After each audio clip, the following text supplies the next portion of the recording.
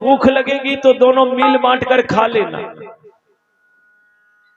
वो चना श्रापित था और सुदामा इस बात को जानता था। उस चना में श्राप लगा हुआ था कि जो इस चना को खाएगा वो दरिद्र हो जाएगा।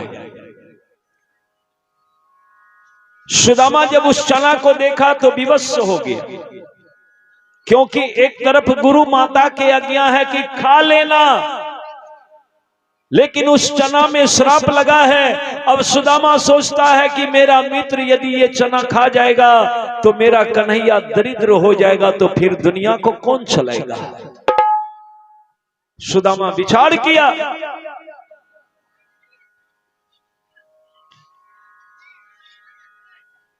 कोई आदमी एकरार के हटबू तनी हुट ई बहुत खूब भजन सुनते। सल भगवान की जय। सुदामा विचार किया कि मैं ब्राह्मण हूं और ब्राह्मण के धन केवल भिक्षा। ब्राह्मण को धन दौलत से क्या लेना देना, सारी दुनिया उन्हीं के हैं। और ये कृष्ण यदुवंश शिरोमणि है। मैं भीख मांगूंगा तो लोग नहीं हंसेंगे। सुदामा सोचा ब्राह्मण यदि कहीं जाकर के भिक्षाटन करे तो लोग उन पर नहीं हंसेंगे, लेकिन कन्हैया यदुवंश शिरोमणि कृष्ण यदि भीख मांगेंगे तो लोग हंसेंगे। और जब स्वयं ठाकुर ही दरिद्र हो जाएगा तो इस दुनिया में जो इतने लोग हैं इनका क्या हाल होगा। सुदामा विचार लिया कि नहीं, मैं दरिद्र बन जाऊंगा लेकिन अपने मित्र को दरिद्र नहीं बनने दूंगा। इसीलिए कृष्ण को चढ़ा दिया वृक्ष पर कि जाओ लकड़ी तोड़ो। कृष्ण वृक्ष पर चढ़कर सूखे सूखे लकड़ी तोड़ तोड़ कर गिरा रहे थे और सुदामा एक एक चना मुंह में डालते जा रहे हैं, दांत के तले दबा रहे थे। कटा कटा का आवाज आ रहा था। भगवान ऊपर से पूछा, सखा कुछ खा तो हो। सुदामा जी कहा, नहीं नहीं कन्हैया, पानी परो है, भीग गए हैं, ठंड के मारे मेरे दांत कपकपात है। झूठ बोल करके सारा चना खा गया और इसीलिए सुदामा दरिद्र हो गया और कन्हैया द्वारकाधीश हो गया। ये बात जो ही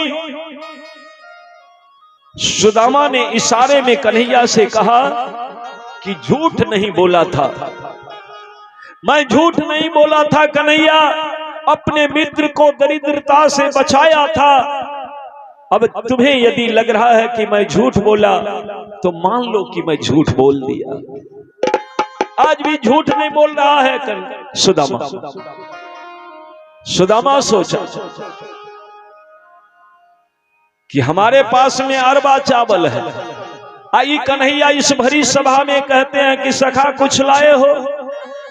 यदि ये अरबा चावल देंगे तो कन्हैया मानेगा नहीं, यहीं पर खाना शुरू कर देगा। तो मेरी तो कोई बात नहीं, मैं तो भिखारी हूं, मेरा क्या है लाजब मान अपमान से। लेकिन इनका अपमान हो जाएगा। ये बड़े बड़े लोग जो बैठे हैं, बड़े बड़े दिक्पाल जो बैठे हैं, देवी देवता जो बैठे हैं, सब क्या कहेंगे कि बाहरे कन्हैया कैसे कैसे भिखारी से जाकर दोस्ती कर लेते हो, जिसके पास तुम्हें चढ़ाने के लिए कोई वस्तु नहीं होता है तो अरबा चावल लेकर आ जाता है। सुदामा जी डर गए। लाज के मारे सुदामा जी झूठ बोल दिया कि अभी नहीं देंगे, एकांत में जब कन्हैया मिलेगा।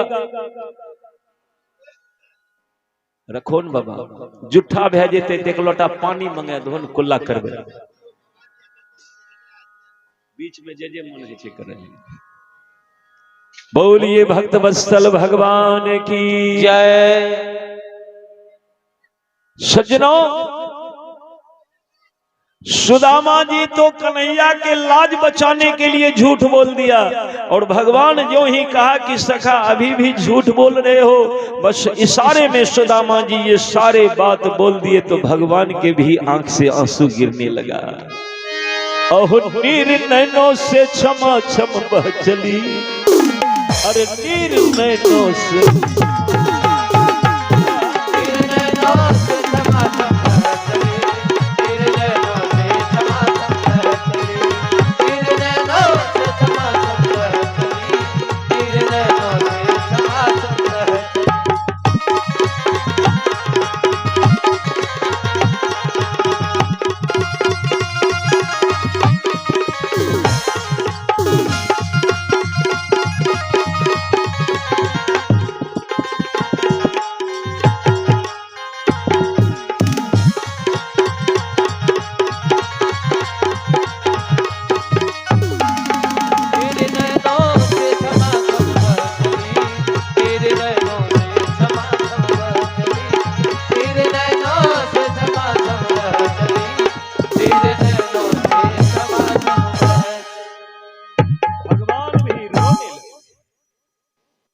सुदामा भी रो रहे हैं, भगवान भी रो रहे हैं। तो मां रुक्मणी जाकर भगवान के आंख के आंसू पोंछ,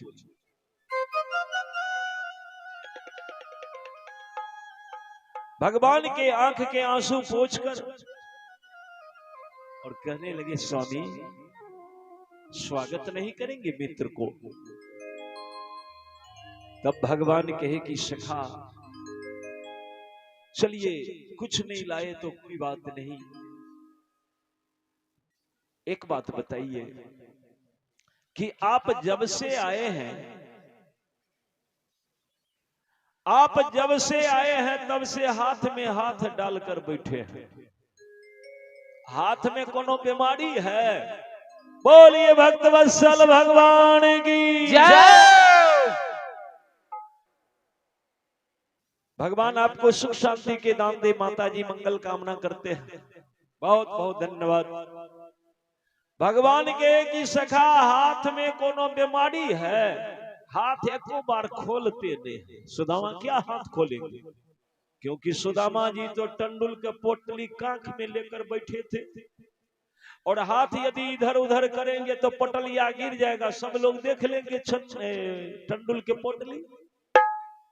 भगवान तो जानते थे कि कांख के नीचे में कुछ है, लेकिन सुदामा को क्या पता कि ये सब कुछ जानते हैं। सुदामा कहा कि भैया अब तुम ही बताओ, इतने दूर से आए हैं, थक गए हैं, तो अपना हाथ में हाथ डालकर बैठे हैं। भगवान के अच्छा अच्छा, इतने दूर सब चलकर आए हो पांव से, तो दुखना चाहिए पांव को, पांव नहीं दुख रहा है, आपके हाथ में दर्द हो रहा है, कोई बात नहीं तो बोलना ना चाहिए। अगर हाथ में दर्द है तो लाइए हम आपके हाथ में अभी दर्द हम मिटा देते हैं। भगवान लपक कर सुदामा के हाथ पकड़ लिए, कलाई पकड़ के जो ही बाह अपने तरफ भगवान खींचे कि वो टंडुल के पोटली एक बार धब से गिर, जो ही गिरा धरती पर,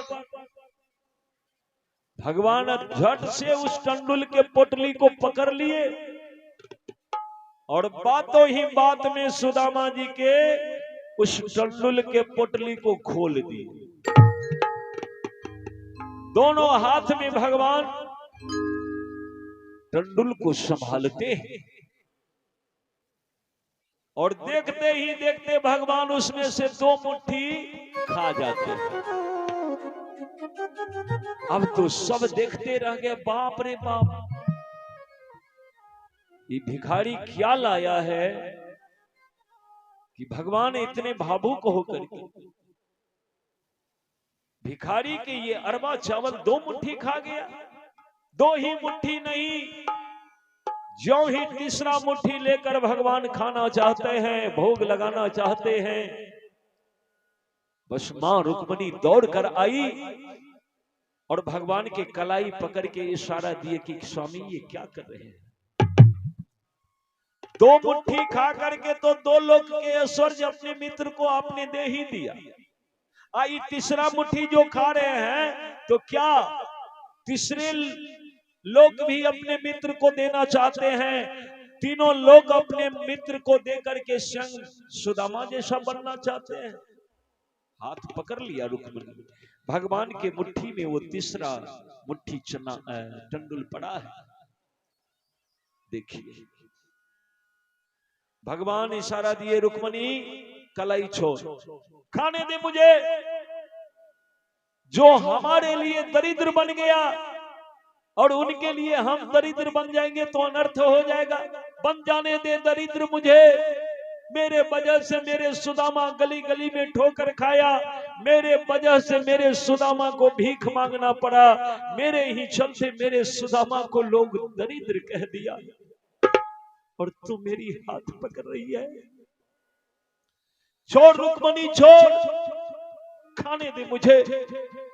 रुक्मिणी देखती, बाप रे बाप, आवेश में भगवान है, नहीं मानेंगे, नहीं मानेंगे। तो रुक्मिणी दूसरा तर्क दिया कि हे स्वामी, ये अरबा चावल है,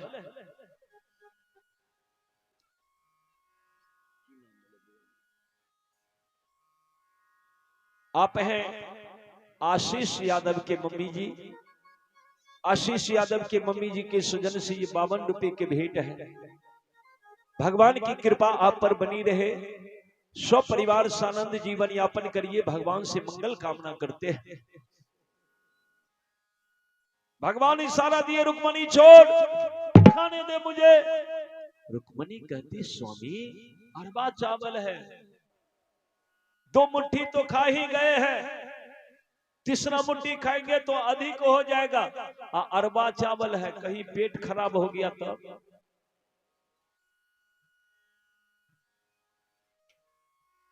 कहे लोटा लेके जाए पड़ते, भगवानों के पेट खराब है। की कहूं बाबा, ई ढलकियार जेते दही चूड़ा खा लीजिए, जे अनेक बात फुरैत रहे छे। आइ वो में घी पील के ही 1 गिलास मुस्कावे छे के, देखियो।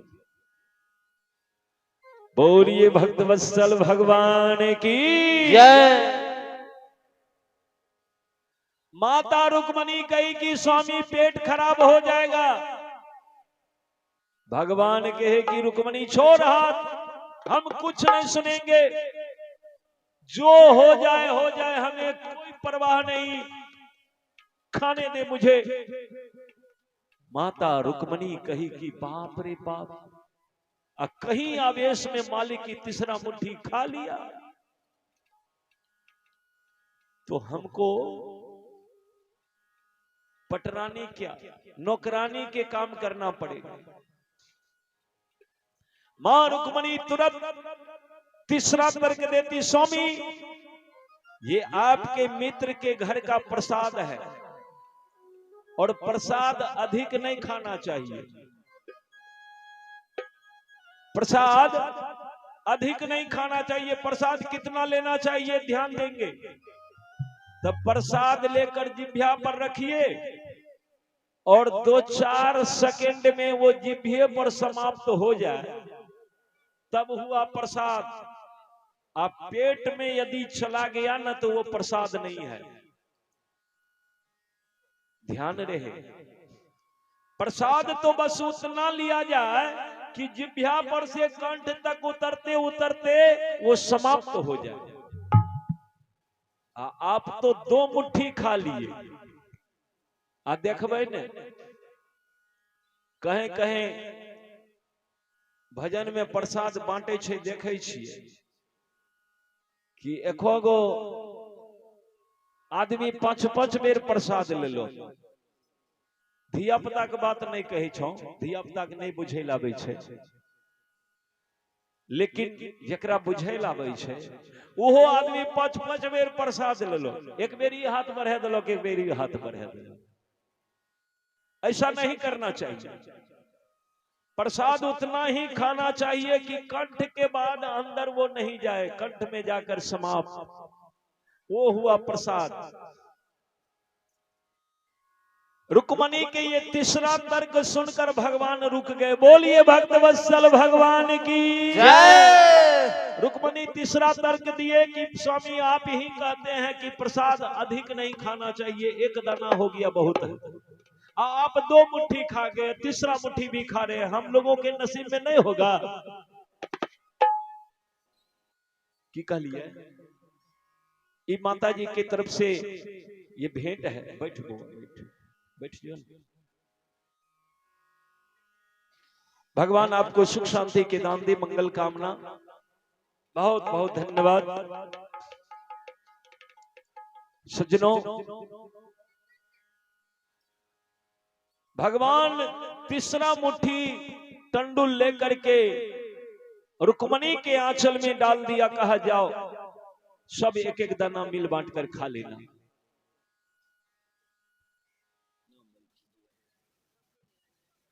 आप हैं पप्पू निरंजन के मम्मी जी, 50 रुपए के भेंट है। भगवान कृपा बनाए रखे, मंगल कामना।